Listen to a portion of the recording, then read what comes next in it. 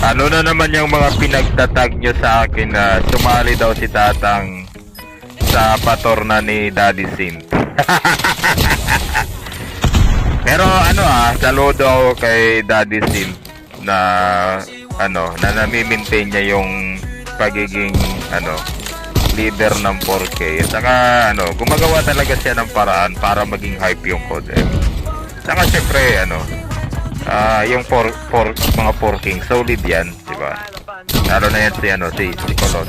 Kahit ganyan lang yan si Kulot na parang maangas, in character lang naman yan si Kulot Kaya saludo rin ako dyan sa kanya Pero kung ako talagang tatanungin kung isasali nyo man ako sa mga ganyan, i-reserve ko na yung slot ko para sa mas mga batang player. Kasi matanda na si Tatang sa mga ganyan Yung sabi ko nga sa inyo casual gamer na lang si Tatang, hindi na ako competitive player. Kumbaga, lipas na si Tatang sa mga panahong dapat nagbabatak at pumapalo at nandudurog sa tournament si Tatang kasi hindi ko na panahon to Panahon na ng mga mas kabataan to Deserve yung mas makilala kumpara kay Tatang na palubog na si Tatang Pero thank you kasi na-acknowledge niyo yung mga yung mga pinapakitang ni Tatang.